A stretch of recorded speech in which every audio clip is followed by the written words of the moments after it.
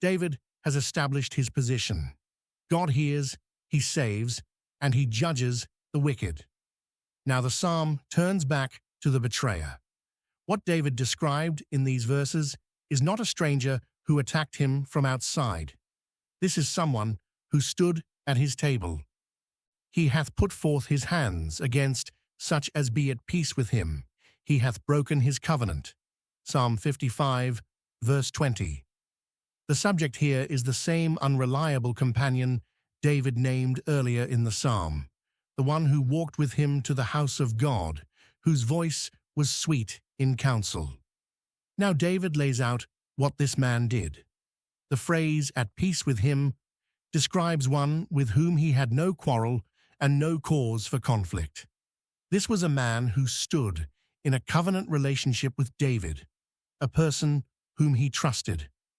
An enemy attacks from outside, and you brace for it. But when a friend attacks from inside, you never see it coming. David felt this with Ahithophel, his counselor, whose defection to Absalom's rebellion tore something open that no foreign enemy ever could.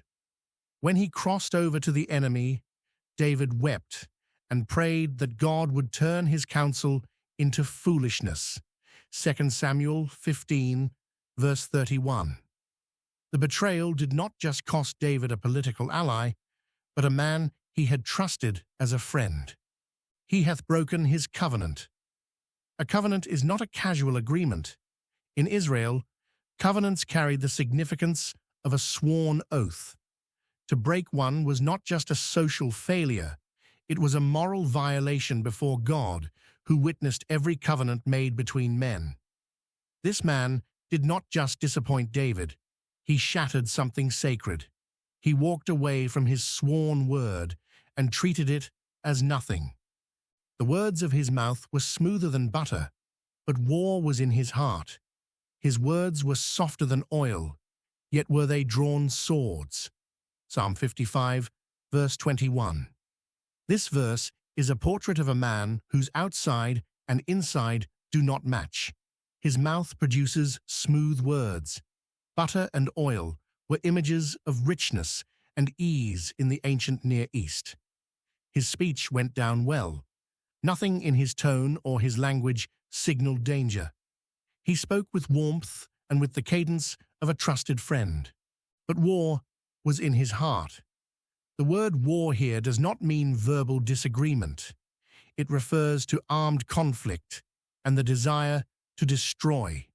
While his lips moved in friendship, his mind was working out how to bring David down. The contrast is total. Smooth words and drawn swords. The two images stand side by side, and the gap between them is the measure of his wickedness. Proverbs 26, verses 24 to 25, describes those like this man. He that hateth dissembleth with his lips, and layeth up deceit within him.